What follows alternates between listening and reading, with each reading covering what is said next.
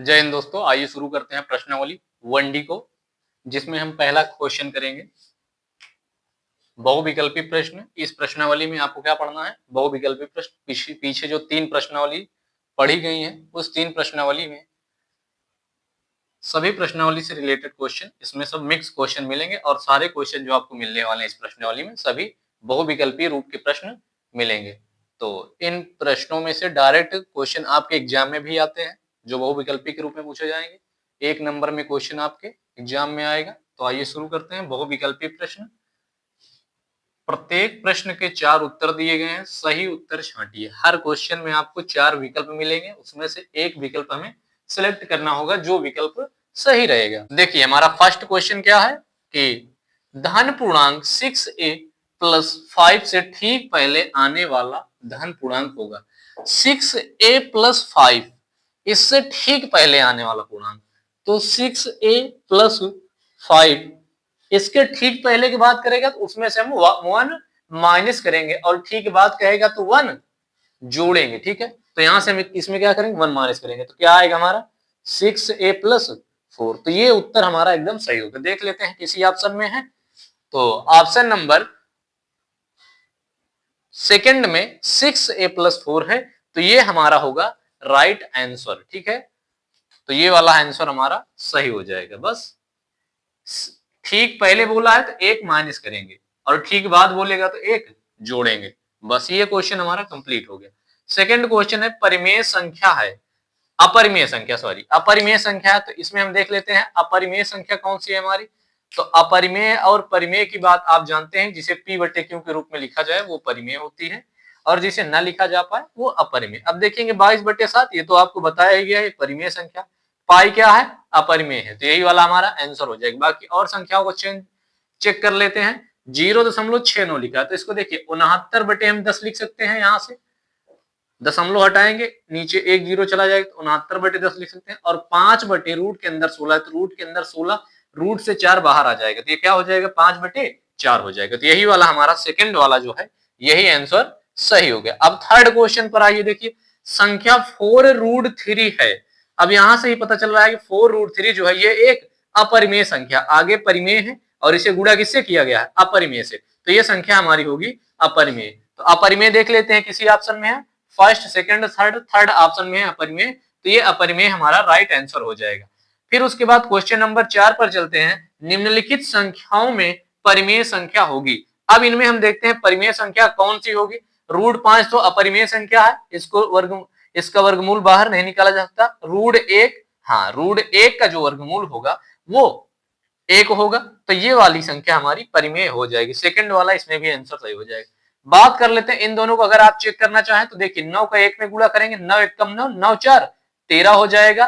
13 बटे 9 रूट के अंदर 13 बटे 9, देखिए नीचे से 9 तो बाहर आ जाएगा लेकिन ऊपर से 13 बाहर नहीं आ पाएगा, तो इसलिए ये वाली अपरिमेय हो जाएगी। और 25 बटे 2.5 की बात करें तो 2.5 को अगर हम चेंज करेंगे तो ये 25 बटे 10 हो जाएगा। 25 बटे 10 होगा, रूट के अंदर रहेगा, 25 का तो बाहर निकल आएगा लेकिन 10 का बाहर नहीं निकलेगा, तो इसलिए ये वाली हो जाएगी परिमेय। √1 जो है यही है हमारी परिमेय संख्या। ठीक है, इसमें परिमेय बताना था तो परिमेय संख्या ये हो गई।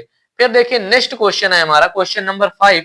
निम्नलिखित में परिमेय संख्या है। अब इसमें देखते हैं परिमेय संख्या कौन सी। यहाँ देखिए 2.732416 है, डाट डाट करते हुए गया हुआ, तो ये डाट डाट वाली जो होती है ये अशांत संख्या यानी अपरिमेय संख्या। सेकंड वाला देखिए √7 भी अपरिमेय संख्या हो जाएगी हमारी, है ना, इसको बाहर नहीं किया जा सकता। अब थर्ड वाला देखिए 2.737373, देखिए यहाँ पे अंक तो रिपीट हुए हैं लेकिन ना तो यहाँ पर डाट डाट लगा हुआ है और ना ही बार कहीं पर आपको लगा दिखाई देगा, तो इसलिए ये वाली संख्या जो हो जाएगी हमारी हो जाएगी ये परिमेय संख्या हो जाएगी। अब 4 वाले की बात कर लेते हैं। 0.9, इसको तो कितनी बार कर चुके हैं कि ये क्या है अपरिमेय संख्या।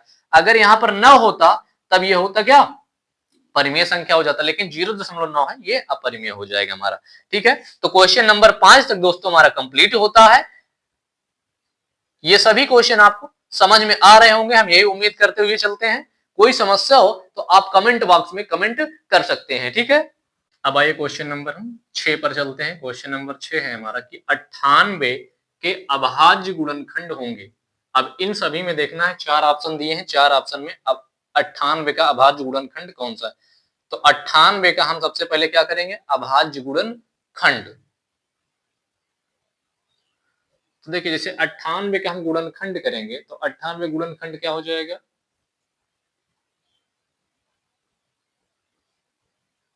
2 गुणे 7 गुणे 7। देखिए 2 7 14 और 14 7 है 98। किस तरह से आपको गुणनखंड करना है ये सब तरीके बताए गए हैं ना। तो 7 दूनी 14 और 14 7 98, इस तरीके से हो जाएगा। तो अगर हम इसके बात कर लेते हैं तो हम 2 इसको लिख सकते हैं और 7 कितनी बार है 2, तो 7 की पावर 2, तो 2 गुणे 7 की पावर 2 क्या है ऑप्शन में कहीं पर, ऑप्शन नंबर 2 में है, तो ऑप्शन नंबर सेकंड वाले में है। तो ये ऑप्शन नंबर जो दूसरा होगा ये हमारा एकदम करेक्ट आंसर होगा कि 2 गुणे 7 की पावर 2, ये हो जाएगा अभाज्य गुणनखंड कितने का, 98 का। ठीक है, आइए दोस्तों हम क्वेश्चन नंबर चलते हैं 7 पर। क्वेश्चन नंबर 7 है हमारा 726 और 275 का मासापा होगा। तो सबसे पहले क्या करेंगे, इसका हम अभाज्य गुणनखंड कर लेते हैं। देखिए 726 का करेंगे तो 2 से डिवाइड होगा, 2 तिहाई 6, 2 छंग 12 और 2 तिहाई 6। फिर ये डिवाइड होगा 3 से, 3 एक कम 3, 3 दूनी 6, 3 एक कम 3। अब 11 से कटेगा तो आएगा यहाँ पर 11, फिर से 11 से काटेंगे तो 1 आ जाएगा। ठीक है, तो इसका 726 का हम पहले इधर अभाज्य गुणनखंड कर ले रहे हैं। कितना हो गया, 2 गुणे 3 गुणे 11 गुणे 11। ठीक है, और फिर एक संख्या और कौन सी हमारी 275 है, 275 है। तो 275 का भाज्य गुणनखंड करेंगे तो देखिए 25 दहम्मा कितना होता है 250, फिर से 25 को एक बार फिर से गुणा कर दिया जाएगा तो आ जाए कितना 275। तो फिर से एक बार 5 से गुणा कर दिया जाए, कहने मतलब 205 11 बार में अगर हम बात करें तो 275 जो होगा वो 25 को अगर हम 11 से गुणा कर दें तो आ जाएगा 275। नहीं तो देखिए यहाँ पे करके देख लीजिए 25 गुणे 11, 11 पचे 55 और 11 दूनी 22, 22 5 27। देखिए 275 आ रहा है 25 को 11 से गुणा करने पर। तो यहाँ से गुणनखंड क्या हो जाएगा, सबसे पहले तो 25 25 से क्या होता है 5 गुणे 5 और ये हो गया 11। इसको आप देखिए इस तरीके से भी आप कर सकते हैं। सबसे पहले क्या करेंगे 5 से काटेंगे, फिर दोबारा 5 से काटेंगे तो फिर उसके बाद आ जाएगा 11, फिर 11 से काटेंगे तो आ जाएगा 275। अब देखिए इसमें देखते हैं हम इसका HCF निकाल लेते हैं। HCF में क्या होगा, जो देखेंगे दोनों में कॉमन है, कौन कौन सी संख्या है दोनों में, क्या 2 कॉमन है, 3 है कॉमन दोनों में, ऊपर और नीचे 5 है नहीं है। देखिए केवल और केवल एक 11 मिल रहा है, तो 11 जो होगा इसका हो जाएगा क्या HCF, 11 है आपके ऑप्शन में, तो 11 जो है ये ऑप्शन नंबर आपको 4 में मिल जाएगा। ऑप्शन नंबर जो 4 है, ऑप्शन नंबर 4 जो है ये इसका राइट आंसर हो जाएगा। ठीक है, अब आइए हम करते हैं क्वेश्चन नंबर 8 को सॉल्व। क्वेश्चन नंबर 8 जो हमारा है, क्वेश्चन नंबर 8 में क्या कह रहा है कि संख्या n स्क्वायर माइनस 1 8 से विभाज्य होती है यदि n है 1। अब देखिए ये हमारी मेन संख्या n स्क्वायर माइनस 1, ये 8 से कब विभाज्य होगी, जब n का मान क्या होगा, पूर्णांक होगा, प्राकृतिक संख्या होगा, विषम संख्या होगा, सम संख्या होगा। देखिए पूर्णांक तो आपके जानते हैं कि पूर्णांक जो है वो धन पूर्णांक, ऋण पूर्णांक, शून्य पूर्णांक सब होते हैं, तो ऋण भी रख सकते हैं, धन भी रख सकते हैं। इसको ट्राई कर, पहले देखिए हम n बराबर 1 2 3 रखते हैं, डॉट डॉट देखते हैं किस पर विभाजित होता है। तो यहां से देखिए इस क्वेश्चन को हम यहाँ थोड़ा सॉल्व कर रहे हैं आपके, या फिर इधर ही कर लेते हैं। अब आप इसको हम इरेज कर दे रहे हैं।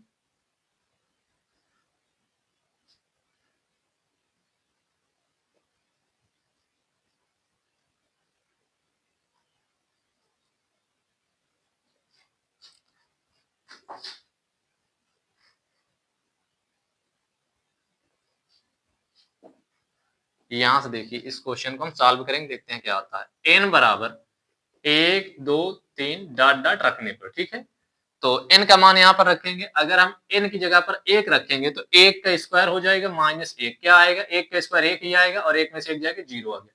फिर n की जगह पर क्या रखते हैं 2 रख दे रहे हैं। ये देखिए विषम संख्या होगी, इसको हम सम रख दे, इसको पूर्णांक भी मान सकते हैं और प्राकृतिक संख्या तो 1 के बाद सब प्राकृतिक ही होंगी। तो 2 का करेंगे -1, तो 2 दूनी 4 होगा और 4 में जब 1 जाएगा तो 3 आएगा। क्या ये 3 8 से कटेगा, नहीं कटने वाला है। अब देखिए n की जगह पर हम रखेंगे 3, तो 3 का स्क्वायर -1, 3 त्रिक 9 और 9 में से 1 जाएगा 8 आ जाएगा। ठीक है, फिर देखिए n की जगह पर अगर हम 4 रखें तो 4 चौक 16, 16 में से 1 जाएगा, क्या बचेगा 15, 15 नहीं कटने वाला है। n की जगह पर अगर 5 रख लें तो देखिए 5 का स्क्वायर -1 होगा, 5 5 25, और 25 में से एक जगह कितना आएगा 24। तो देखिए ये विषम रखने पर कट रहा है ना, विषम रखने पर कट रहा है, तो इस वजह से इसका जो राइट आंसर होगा ये विषम संख्या हो जाएगी। ठीक है, n का मान विषम संख्या रखने पर ये जो n स्क्वायर माइनस 1 संख्या है ये 8 से विभाजित हो जाएगी। देखिए एक रखने, एक भी विषम है लेकिन ये 0 हो जा रहा है तो एक पर नहीं होगा।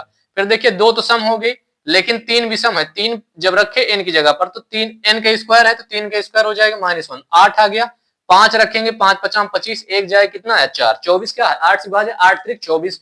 अब देखिए 7 रख लेते हैं, 7 सत्ता 49, 49 में से एक जाए कितना आएगा 48। तो देखिए 8 छंग 48, 6 बार में विभाजित हो जाएगा, है ना। तो इसी तरीके से आगे भी देखेंगे, अगर 7 फिर उसके बाद 9 रखेंगे तो 9 नया 81, 81 में से एक जाए कितना होगा 80, 80 भी देखिए 8 से विभाज्य है। तो इस तरीके से विषम संख्या रखने पर ये जो संख्या n स्क्वायर माइनस 1 है ये पूरी तरह से 8 से विभाजित हो जाएगी। ठीक है, अब देखिए हमारा क्वेश्चन नंबर 9। क्वेश्चन नंबर 9 क्या कह रहा है, इस तरीके के क्वेश्चन आपको हम पिछली प्रश्नावली में करवाए हुए हैं। ये जो क्वेश्चन नंबर 9 है हमारा कि 65 और 117 के HCF को 65 या माइनस 117 के रूप में व्यक्त किया जा सके तो m का मान होगा 4, 2, 1, 3, 4 ऑप्शन दिए गए। अब देखिए इसमें 65 और 117 है, शायद सेम ही सवाल पीछे करवाया गया है। देख लेते हैं इसको, 65 जो है और 117 है। इसमें देखिए हम इसका गुणनखंड करें, हम जानते हैं क्या होता है 13 पचे 65, तो इसका गुणनखंड क्या हो जाएगा 5 गुणे 13 हो जाएगा।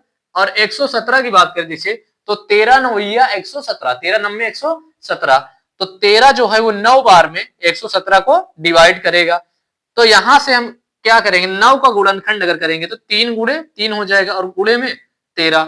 अब देखिए हम इसका क्या निकालेंगे, क्या कहा है कि 65m और 117 के HCF को 65m माइनस 117 के रूप में व्यक्त किया। इसका मतलब क्या है 65 और 117 का जो HCF है ये एक समीकरण के रूप में व्यक्त किया गया है। तो 65 और 117 का जो HCF आएगा निकालने पर इसके बराबर होगा, है ना। ऐसे क्वेश्चन हम आपको करवाए हुए हैं। तो यहां से देखिए इसका HCF हम जब निकालेंगे तो HCF क्या आ जाएगा, कॉमन दोनों में देखेंगे क्या है, कॉमन यहां से कुछ दिखाई दे रहा है, केवल और केवल 13 आपको कॉमन दिखाई देगा। तो 13 जो होगा वो इसका HCF हो जाएगा। अब देखिए हम समीकरण में रखेंगे तो समीकरण क्या है हमारा 65m माइनस 117, इसमें इसको हम किसके बराबर रखेंगे 13 के, क्योंकि ये 13 का, क्योंकि इस संख्या के HCF का ही ये समीकरण है और इस संख्या का HCF हम कितना निकाल लिए 13 निकाल लिए, यहां पे रख देंगे। तो अब देखिए क्या हो जाएगा भाई 65m बराबर 117 को उधर राइट साइड भेज देना है तो 13 प्लस 117 हो जाएगा। 65m बराबर हो जाएगा हमारा, जब इसमें जोड़ेंगे 117 में 13 को तो आ जाए कितना 130 हो जाएगा, 130 आ जाएगा। देख लीजिए 7 3 10 हो जाएगा और 1 1 2 और 1 हासिल 3 और 1 ये हो गया। अब यहां से काटेंगे 65 से तो देखिए 5 बार में कट जाएगा, 5 बार में नहीं कटेगा, 13 पचे 65, 13 एकम 13 और 13 पचे 13 से काट दे रहे हैं, 13 एकम 13, 13 पचे 65 हो जाएगा और ये 10 हो जाएगा। तो 5 दूनी 10 हो गया, कितनी बार में कटेगा 65 दूना 130, सीधा काट दे रहे हैं 65 से। देखिए इसको 65 एकम 65, 65 दूना 130, m बराबर कितना आ गया 2। तो m का मान कितना आ गया भाई 2 है आपके ऑप्शन में, ऑप्शन नंबर सेकंड वाले में जो है ये 2 है, तो ये राइट आंसर हो जाएगा 2 हमारा। इस तरीके से हमारे क्वेश्चन नंबर 9 तक के सभी क्वेश्चन कंप्लीट होते हैं। अब आगे हम देखते हैं नेक्स्ट क्वेश्चनों को। आइए हम चलते हैं क्वेश्चन नंबर 10 पर। वह बड़ी से बड़ी संख्या जिसे 70 और 125 से विभाजित करने पर क्रमशः 5 व 8 प्राप्त हो, शेषफल क्रमशः 5 व 8 प्राप्त हो। इसमें से कोई एक ऐसी संख्या में ढूंढना है जिसे 70 से भाग किया जाए तो 5 मिले और 125 से करना है तो 8 मिले। देखिए इसमें हम क्या करेंगे तो इन दोनों का HCF निकालेंगे। HCF कैसे निकालेंगे, पहले 70 में से 5 माइनस करेंगे, तो 70 में से 5 माइनस करेंगे कितना आएगा 70 माइनस 5 करेंगे आया हमारा 65, ये 65 हुआ। फिर उसके बाद 125 में से कितना माइनस करेंगे 8 करेंगे, 125 माइनस 8 करेंगे तब आए कितना 117 आएगा। ठीक है 117 आ गया। तो अब HCF जो निकालेंगे हम 65 और 117 का निकालेंगे। तो इसका HCF निकालने पर जो आएगा HCF वही इसमें से संख्या हमारी हो जाएगी। ठीक है, सबसे पहले क्या करेंगे, जो शेष बच रहा है 5 और 8, 5 किस 70 से शेष बच रहा है और 125 8 से बच रहा है, तब हम इसमें से 5 और 8 माइनस किए, उसके बाद इन दोनों का हम निकालेंगे HCF जो भी आया है। तो HCF निकालेंगे, 13 पचे 65 होता है, तो 5 गुणे 13 हो जाएगा। इसका देखेंगे गुणनखंड करेंगे तो 13 9 117, तो 9 को क्या लिख सकते हैं, 3 गुणे 3 और 13 हो गया। अब इसका HCF जब हम देखेंगे भाई, तो HCF कितना आएगा हमारा, HCF आने वाला है, इन दोनों में जो कॉमन होगा, तो कॉमन देखिए आप केवल 13 दिख रहा है, तो 13 कॉमन दिख रहा है, 13 HCF, तो 13 हमारा हो गया इस क्वेश्चन का आंसर। ठीक है, अगर जैसे देखिए बहुविकल्प में आप ऐसे भी दिमाग लगा सकते हैं ऑप्शन को चेक करते हुए, जैसे देखिए 70 और 125 को विभाजित करना है इनमें से किसी एक संख्या से जिसमें 5 और 8 शेषफल बचे। तो देखिए जैसे 13 से भाग करिए 70 में, 13 पचे 65, 5 बार गया, कितना बच रहा है, 5 शेषफल बच रहा है, इसका मतलब 13 आंसर हो सकता है ना। लेकिन केवल 70 में भाग करने से नहीं, 125 में भाग किया जाए तो कितना बचे, 8 भी बचना चाहिए। तो जब 125 में भाग करेंगे, 13 9 117, बच कितना रहा है, 8 बच रहा है ना, तो ये वाली संख्या हमारी हो जाए। अब बाकी 65 875 1700 ये सब देखिए बड़ी बड़ी संख्याएं हैं, 65 से अगर भाग करेंगे 70 में तो 5 तो बचेगा, 65 से 70 में भाग करेंगे, 65 एक कम 65 बचे कितना 5, ये वाला तो ठीक है। लेकिन जब 125 में भाग किया जाएगा तो 65 एक बार भाग जाएगा, 65 एक कम 65, बहुत ज्यादा बचने लगेगा, 65 5 70 हो जाएगा, बच जाए कितना 125 5 130 शेष बचेगा। अगर 2 बार ले जाएंगे तो 65 दूना 130 होगा, नहीं बचेगा। ठीक है, और 875 से तो इसमें भाग जाने वाला नहीं है, दोनों बड़ी बड़ी संख्याएं हैं, तो ये 13 हमारा आंसर हो जाएगा। इस तरीके से भी चेक कर सकते हैं। अब आइए चलते हैं 11 नंबर वाले पर। यदि दो धनात्मक पूर्णांकों a और b को a बराबर x क्यूब y स्क्वायर और b बराबर y एक्स वाई क्यूब के रूप में व्यक्त किया जाए, जहां x और y अभाज्य संख्या, ये दोनों अभाज्य संख्याएं हैं, तो HCF a कामा b है, a और b का HCF निकालना है। देखिए इसमें से कोई एक आंसर होगा, देखिए कैसे करेंगे इसको हम। तो यहां से देखिए a बराबर क्या दिया है हमें, a बराबर दिया है x क्यूब y स्क्वायर और b बराबर क्या दिया है एक्स वाई क्यूब। इन दोनों का हम HCF निकालेंगे। HCF किसका निकालेंगे, HCF a कामा b का। तो इसके लिए देखिए अगर हम इसका गुणनखंड करना चाहें तो x को क्या लिख सकते हैं, x गुणे x, x क्यूब है और y स्क्वायर है तो y गुणे y, इस तरीके से लिख सकते हैं।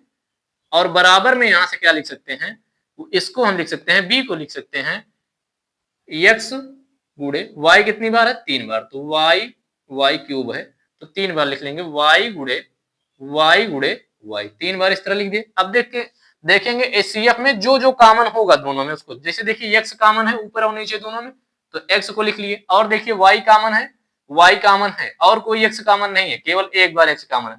y देखिए यहां से 3 बार, यहां 2 बार है, तो 2 बार कॉमन है दोनों में, तो हम इसको क्या लिख सकते हैं y गुणे y। इसका मतलब जो HCF आएगा x और y गुणे y कितना हो जाएगा y स्क्वायर, तो एक्स वाई स्क्वायर जो होगा हमारा करेक्ट आंसर होगा, एक्स वाई स्क्वायर। ये हो गया हमारा 11 नंबर का भी आंसर। ठीक, आइए दोस्तों हम चलते हैं क्वेश्चन नंबर 12 पर। यदि दो धनात्मक पूर्णांक p और q को p बराबर ab स्क्वायर और q बराबर a क्यूब b के रूप में व्यक्त किया जा सकता है, यहां से p बराबर क्या है ab स्क्वायर और q बराबर है a क्यूब b के रूप में व्यक्त किया जा सकता है, जहां a और b अभाज्य संख्या है। a और b क्या है, अभाज्य संख्या है। अभाज्य संख्याएं क्या होती है, आपको बताया गया है कि जिसके केवल और केवल 2 फैक्टर हों, है ना, स्वयं और एक। अब देखिए यहां पर 4 ऑप्शन दिए गए हैं, इसमें से कौन सा एलसीएम होगा किसका, a और p और q का। जहां a और b अभाज्य संख्या है तो एलसीएम p कामा q है। इसका मतलब p और q का एलसीएम क्या है, देखिए यहां से p बराबर क्या दिया है हमें, p बराबर दिया है ab स्क्वायर और q बराबर दिया है a क्यूब b, ये दिया हुआ है क्वेश्चन में देखिए। तो यहां से हम इसको क्या लिख सकते हैं, a गुणे b गुणे b, इसको इस तरीके से लिख सकते हैं। इसको क्या लिख सकते हैं, ये 3 बार a का क्यूब है तो a को हम 3 बार अलग अलग लिख सकते हैं और गुणे में b लिख दी, हो गया यहां से। अब देखिए हमें क्या निकालना है, यहां से एलसीएम निकालना है ना, एलसीएम निकालना है। तो एलसीएम किसका निकालना है, पी कामा क्यू का। तो यहाँ पर पी कामा क्यू ब्रैकेट में लिख ले रहे हैं, क्योंकि हम पी और क्यू का ही निकालना है। अब यहां से देखिए हम ए के देखिए एलसीएम में हम क्या करते हैं, आपको बताए हैं, जो कॉमन होगा दोनों में उसको तो लिखेंगे ही लिखेंगे, और जो नहीं मिल रहा होगा उसको भी लिखेंगे। तो सबसे पहले देखते हैं, ये ए दोनों में कॉमन है तो ए को एक बार लिख लिया जाएगा। अब यहां से देखिए 2 बार और ए है लेकिन यहां पर नहीं है, लेकिन इसको भी लिखेंगे तो ए गुणे ए लिख लिए। फिर देखिए बी, यहां से एक बार बी यहां पर कॉमन मिल रहा है ऊपर और नीचे दोनों में, तो एक बार इसको हम लिख ले रहे हैं, और एक बार एक्स्ट्रा ऊपर है तो इसको भी लिख लिए।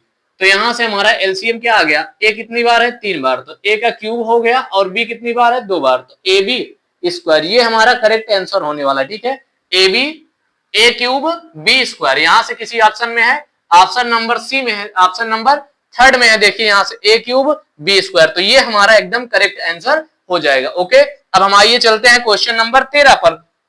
क्वेश्चन नंबर 13 है हमारा, एक शून्येतर परिमेय संख्या। शून्येतर का मतलब क्या है कि जो शून्य नहीं हो, शून्य से इतर हो, शून्य से अलग हो, वो परिमेय संख्या जो होनी चाहिए उसमें से कोई भी अंक शून्य नहीं होना चाहिए। परिमेय संख्या और अपरिमेय संख्या का गुणनफल होता है।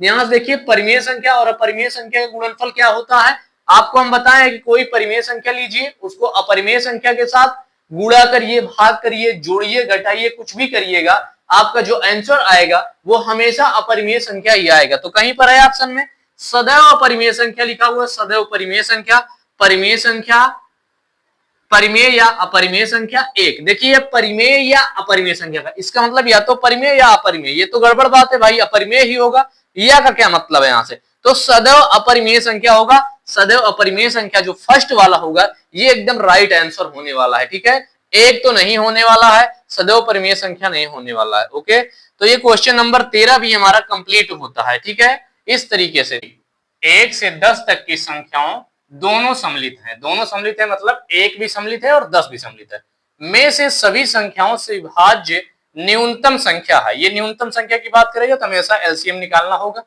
यहां से समझिए इस क्वेश्चन के कहने का मतलब क्या है, ये क्वेश्चन इस बात को कह रहा है कि 1 से 10 तक की सभी संख्याएं जिसमें 1 भी सम्मिलित है और 10 भी सम्मिलित है, उनमें से सभी संख्याओं से विभाज्य होने वाली संख्या है। ये 4 ऑप्शन जो दिए गए हैं, यहां से ऐसी कौन सी संख्या है जो 1 से लेकर 10 तक की सभी संख्याओं से पूरी तरह से विभाजित होने वाली, या सभी संख्याओं से विभाजित हो जाएगी। कहने का मतलब 1 से 10 तक की सभी संख्याओं से भाग किया जाए तो वो पूरी तरह से विभाजित हो जाए, शेषफल कुछ भी ना छोड़े, तो इनमें से कोई संख्या एक होगी।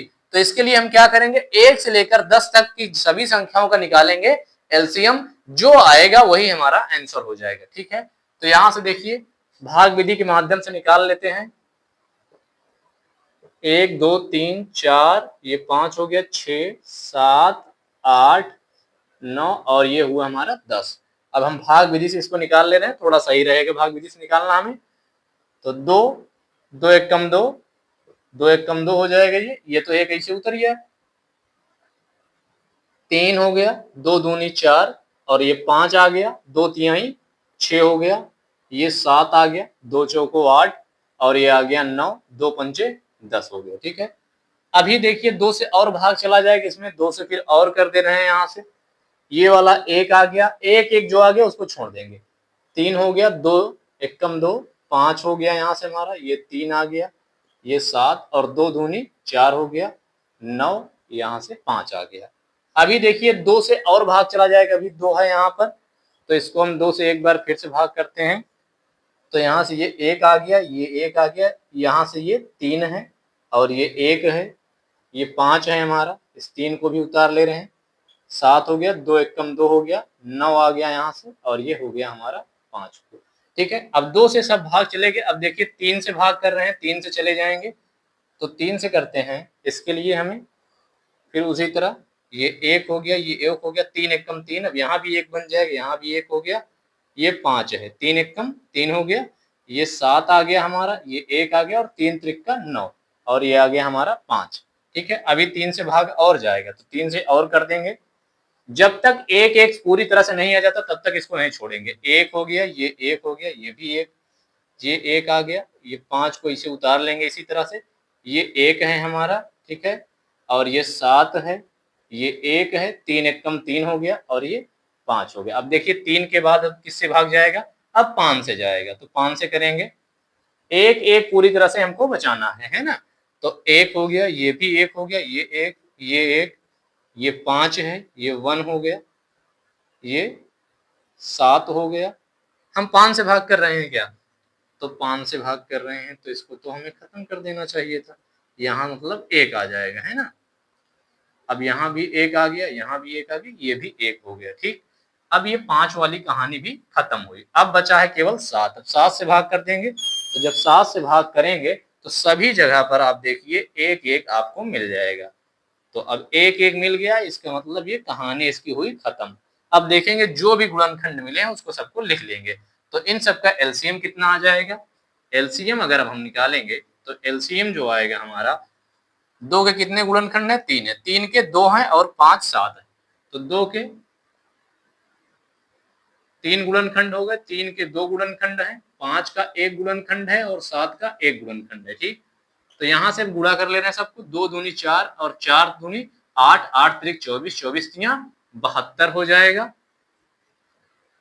और 7 बचे 35, 72 गुणे 35 आ गया। जब इन दोनों को गुणा करेंगे आपस में तो हमारा जो आंसर आएगा 2520 आएगा, यानी 2520। ये हमारा राइट आंसर होने वाला है।